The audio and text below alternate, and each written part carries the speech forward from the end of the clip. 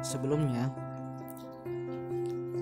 dihadirkan bahwa masa awal dari perkembangan filsafat itu dimulai dari tahun 600 atau 650 sampai tahun 400 sebelum Masehi.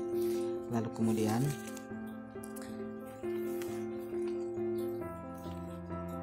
masuk ke era Yunani kuno itu di sekitaran tahun 400 sebelum Masehi sampai tahun 100 sebelum Masehi. Nah, kemudian perkembangan berikutnya di abad pertengahan pada tahun 500 sampai tahun 1200 Masehi. Lalu ke perkembangan berikutnya itu era Renaissance. Era Renaissance itu pada tahun 1300 sampai tahun 1600 Masehi. Lalu di era modern pada tahun 1700 sampai tahun 1900 Masehi. Sama halnya ketika di pertemuan sebelumnya kita sudah mengetahui bahwa industri itu memiliki klasifikasi berdasarkan perkembangannya, yaitu industri 1.0, industri 2.0, 3.0, dan sekarang kita sedang menghadapi era di mana akan memasuki industri 4.0. Nah, begitupun dengan society. Manusia pernah melalui society 1.0, 2.0, 3.0, dan 4.0, lalu kemudian memasuki era society 5.0. Seperti halnya perkembangan filsafat mengalami fase-fase perkembangan 1.0, 2.0, 3.0, 4.0, 5.0, 6.0. Nah, di mana ini masih diklasifikasi oleh sejarah sebagai masa awal. Lalu kemudian masa klasik atau era Yunani kuno, lalu kemudian abad pertengahan, lalu kemudian era Renaissance, lalu kemudian era modern, dan seterusnya. Pertanyaannya adalah, apakah pengklasifikasian ini dilakukan oleh ilmu filsafat? Jawabannya bukan. Yang mengklasifikasikan ini adalah ilmu sejarah. Nah, apakah kemudian dilakukan oleh para pakar filsafat? Bisa jadi yang mengklasifikasikan itu adalah para pakar filsafat, tetapi mereka menggunakan ilmu sejarah untuk melakukan pengklasifikasian perkembangan-perkembangan tersebut. Bisa saja hadir pertanyaan, seperti apa filsafat ilmu? Jika ada ilmu sejarah berarti ada ilmu filsafat. Apa perbedaan dari filsafat ilmu dan ilmu filsafat? Mari kita membedahnya. Rasa ingin tahu sudah menjadi kodrat manusia, atau dalam istilah urban hari ini, atau dalam istilah para netizen itu mereka istilahkan dengan istilah kepo. Ada yang mengatakan bahwa kepo ini adalah singkatan dari knowing everything particular object. Ada juga yang beranggapan bahwa kepo ini berasal dari serapan kata dari bahasa Hokkien, yaitu kai poh. Kepo ini, kai poh ini bermakna wanna know about everything. Keduanya memiliki landasan pemikiran masing-masing. Nah, landasan pemikiran dari pendukung kai poh atau dari kata serapan Hokkien kai poh itu menganggap bahwa wanna know, ingin mengetahui, dengan knowing everything itu jelas berbeda. Wanna know masih dalam status ingin mengetahui. Nah, sedangkan knowing everything itu sudah mengetahui banyak hal atau telah mengetahui segalanya. Nah, tapi para pendukung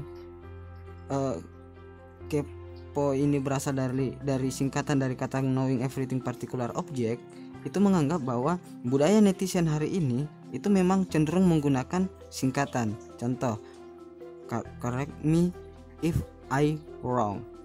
koreksi jika saya salah.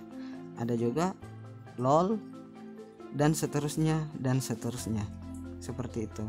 Nah, satu menggunakan pendekatan etimologi, satu menggunakan pendekatan budaya.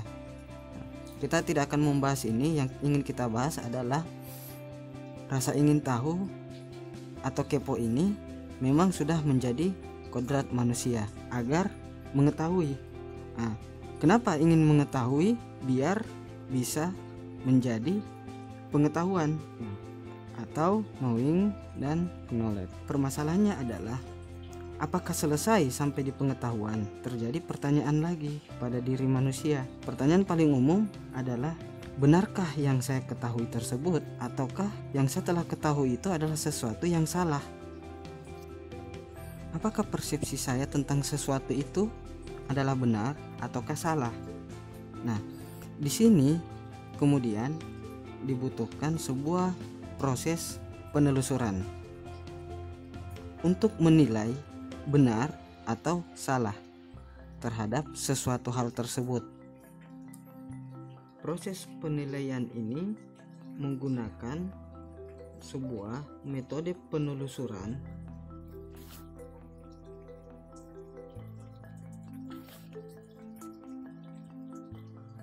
logika untuk menilai benar dan salah. Penilaian logika ini itu ada dua, dilakukan secara sederhana atau yang bersifat kompleks. Biasanya penilaian secara sederhana untuk hal-hal yang bersifat non partikular. Kompleks itu biasanya yang bersifat multipartikular. Sederhana itu, penelusuran sederhana itu yang bersifat non partikular. Bisa saja yang kompleks kemudian menjadi sederhana, begitupun sebaliknya yang sederhana menjadi kompleks. Analoginya seperti ini. Ada sebuah bentuk segitiga, kemudian sebuah bentuk lingkaran dan sebuah bentuk segi empat. Secara sederhana ini sudah selesai, fix segitiga, lingkaran, segi empat. Tapi kemudian ketika pada sebuah wilayah bentuk-bentuk dari geometri ini tersebar secara beragam. Nah, kemudian melahirkan persepsi kompleks. Nah, ada yang melihat berdasarkan pengelompokan. Di sini ada segi empat berdasarkan pengelompokan geometrinya masing-masing. Nah, ada juga yang fokus menemukan objek partikular. Loh, kok ada sesuatu yang dia berbeda dengan geometri yang ada di sekitarnya. Nah, di sini kemudian hadirlah persepsi yang kompleks. Lain halnya ketika masih dalam bentuk sederhana, langsung melahirkan kesimpulan semua objek adalah wujud geometri berbentuk segitiga, lingkaran, dan segi empat. Jika sederhana seperti ini, melahirkan kesimpulan semua objek adalah wujud geometri dua dimensi dalam bentuk segitiga, lingkaran, segi empat. Finish, selesai. Lain halnya ketika dia bersifat kompleks seperti ini. Beda lagi ketika dalam sebuah wilayah secara sekilas ini dianggap persepsi sederhana. Langsung diambil kesimpulan semua objek adalah lingkaran. Finish, selesai. Tergantung dari sudut pandang, tergantung dari persepsi, tergantung dari kepentingan, tergantung dari motivasi individu-individu. Si A bisa saja mengambil kesimpulan seperti itu, sederhana, semua objek adalah lingkaran, fix.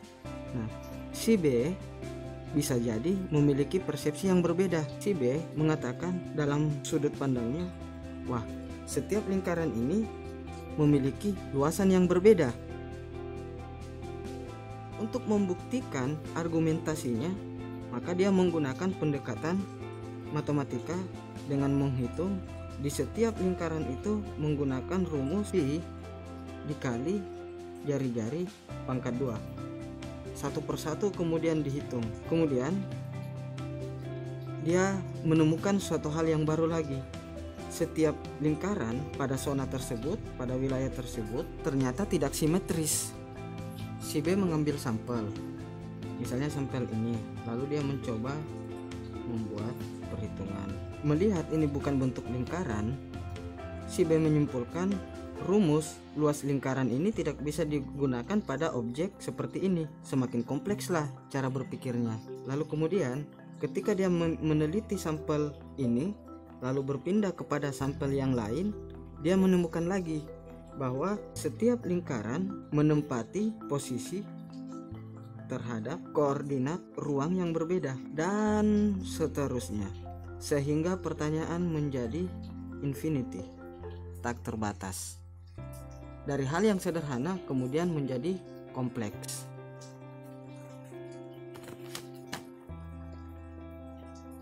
Dari hal yang sederhana kemudian menjadi kompleks. Akhirnya penelusuran tersebut pada wilayah yang kompleks itu kemudian diterjemahkan lagi. Apakah ditelusuri secara sistematis atau terstruktur ataukah non sistematis? Pada suatu hal yang kompleks dihadapi dengan pola berpikir non sistematis atau tidak terstruktur, maka akan terjadi sebuah risiko tersesat.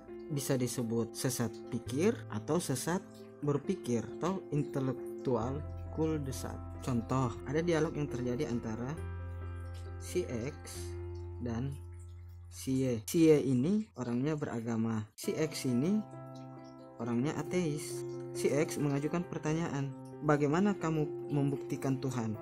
Si Y berkata, ya ada dalam kitab suci. Tuhan itu benar adanya karena ada dalam kitab suci. Nah, karena si X ini ateis atau tidak percaya Tuhan, dia bertanya lagi, siapa yang menghadirkan kitab suci? Si Y menjawab, Tuhan. Bagaimana kamu percaya Tuhan itu ada? Ya dari kitab suci. Siapa yang menghadirkan kitab suci? Tuhan. Akhirnya seperti itu terus menjadi circular reasoning, jawaban dan pertanyaan yang berputar-putar tanpa ujung pangkal yang jelas. Kita akan membahas intelektual cul-de-sac ini pada kesempatan yang lain, sehingga cara berpikir dalam penelusuran kebenaran suatu objek terhadap sebuah pengetahuan itu membutuhkan pembuktian secara empirik. Nah, empirik.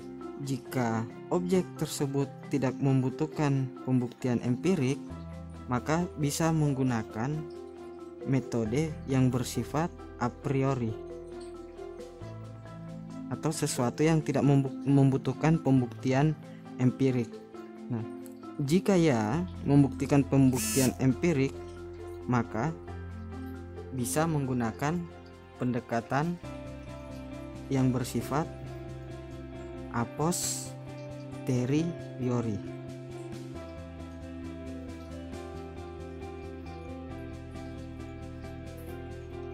atau membutuhkan pembuktian empirik. Kebutuhan terhadap pembuktian secara non pengalaman, non indrawi atau empirik tadi, sesuatu yang tidak pernah dialami, misalnya seperti bertemu Tuhan dan lain-lain. Nah, itulah salah satu kelebihan dari sifat filsafat. Sesuatu hal yang bersifat sistematis dan terstruktur tadi yang membutuhkan pembuktian empirik, itulah kelebihan dari ilmu. Nah, sehingga antara ilmu dan filsafat itu cenderung memiliki hubungan yang saling melengkapi. Filsafat dalam sebagian orang mengatakan induk dari ilmu, dan ilmu itu sendiri kemudian mendukung.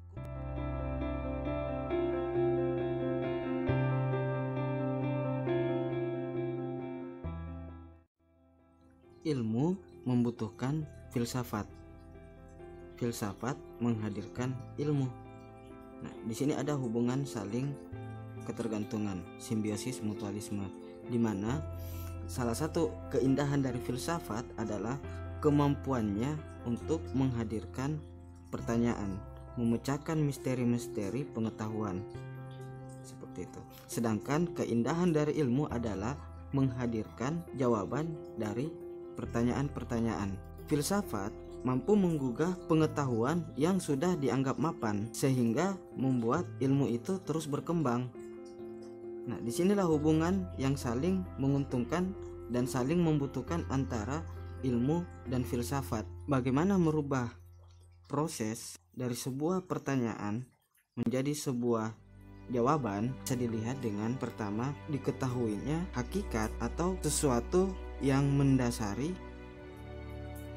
ada atau keberadaannya. Kemudian bagaimana proses pencarian keberadaannya, lalu apa tujuan, kegunaan atau manfaat terhadap keberadaan tersebut. Apa ada ini? Ya, relatif dari apa yang menjadi pertanyaan. Nah, hakikat, proses, dan tujuan ini semua adalah proses untuk merubah pertanyaan menjadi jawaban. Dari pertanyaan kemudian dicari hakikatnya, ditentukan prosesnya, lalu tujuan dari menjawab pertanyaan itu untuk apa. Pada disiplin ini kemudian hakikatnya itu secara ontologi. Proses ini diterjemahkan melalui epistemologi. Tujuan untuk menjawab itu aksiologi. Akhirnya ontologi, epistemologi, dan aksiologi inilah yang mendasari lahirnya ilmu. Semua ilmu yang kita kenal hari ini, yang kita pelajari di perkuliahan, di sekolahan juga, itu memiliki kandungan-kandungan ontologi, epistemologi, dan aksiologi. Baik itu ilmu alam, ilmu sosial, seni, juga budaya, maupun rumpun ilmu agama dan lain-lain. Nah, bagaimana dengan yang tadi? Ini kan ilmu itu harus mampu membuktikan secara empirik. Nah, tapi filsafat meski itu tidak terbukti secara empirik, selama memiliki ide tentang keberadaannya, maka itu bisa diracik ke dalam sebuah ilmu. Nah, untuk pertanyaan-pertanyaan yang tidak memiliki kemampuan untuk pembuktian secara empirik hingga hari ini, misalnya nih, pertanyaan sederhana misalnya, 1. Tuhan Maha Besar, 2. Tuhan Maha Pencipta. Hadirlah pertanyaan, bisakah Tuhan menciptakan sesuatu yang saking besarnya itu melebihi kebesaran dirinya? Nah, ini hanya analogi, bukan sebuah perdebatan untuk menjawab pertanyaan tersebut. Tapi itulah filsafat yang kemudian salah satu keindahannya adalah melahirkan pertanyaan-pertanyaan filosofis, yang kemudian pertanyaan filosofis ketika ingin dikaji lebih dalam untuk ditemukan jawabannya, disitulah dibutuhkan ilmu. Nah, kita kembali ke pertanyaan atau tujuan kita membedah yang pertama tadi mengenai perbedaan antara ilmu filsafat dan filsafat ilmu. Apa perbedaan di antara keduanya?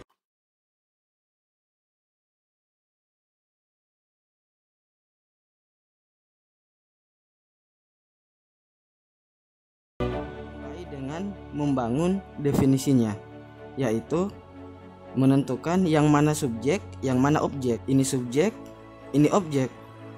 Maka ilmu filsafat, ayo kita kembali ke proses yang tadi, bahwa ilmu itu memiliki ontologi, epistemologi, dan aksiologi, sehingga ilmu filsafat kita definisikan sebagai proses untuk mengetahui hakikat atau ontologinya dari, nah kita masukkan nih objeknya, filsafat, dengan menerapkan metode ilmiah. Kenapa menggunakan kata metode ilmiah bukan metode ilmu? Karena ilmu itu adalah noun atau kata benda. Ilmu itu noun atau kata benda, sedangkan ilmiah itu adjektiva atau kata yang menjelaskan nomina. ya bisa disebut juga dengan pronomina. Nah, apa yang dijelaskan oleh ilmiah ini sebagai adjektiva itu adalah metode ilmu atau menjelaskan tentang ilmu sebagai sebuah proses. Oke? Jadi ilmu filsafat adalah proses untuk mengetahui hakikat dari filsafat dengan menerapkan metode ilmiah. Nah, itu. Lalu kemudian filsafat ilmu itu sendiri adalah kita copy paste dari kata proses ini sampai di sini di copy paste. Proses untuk mengetahui hakikat dari ini objeknya, ilmu. Di sini filsafat, di sini ilmu, dengan menerapkan metode ini subjeknya, filsafat. Kenapa tidak menggunakan adjektiva? Ya boleh-boleh saja, filosofis. Filosofis adjektiva menjelaskan tentang filsafat, bahwa di situ ada metode. Nah, jadi ilmu filsafat subjeknya adalah ilmu, filsafat sebagai objek, filsafat ilmu subjeknya adalah filsafat, objeknya adalah ilmu. Ingat, yang membedakan antara subjek dengan objek itu subjek berbicara pada ranah aktivitas, objek keterlibatan terhadap aktivitas.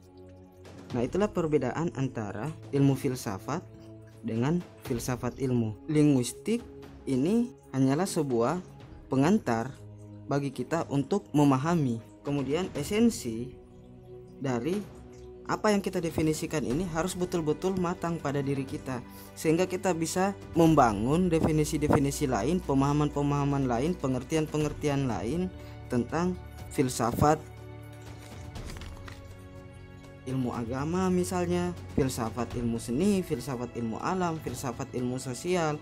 Nah, langkah awal ya bisa menggunakan pendekatan linguistik untuk mengantar kita kepada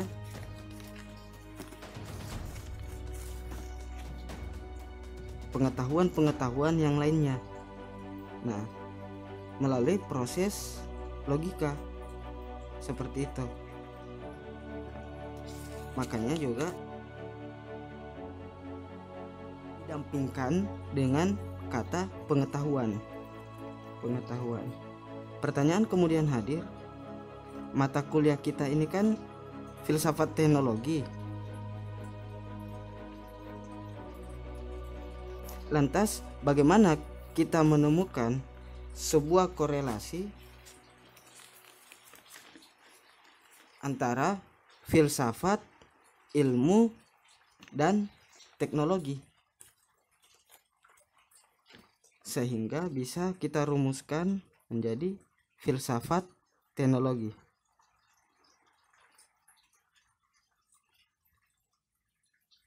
Kita akan membedahnya di kesempatan berikutnya.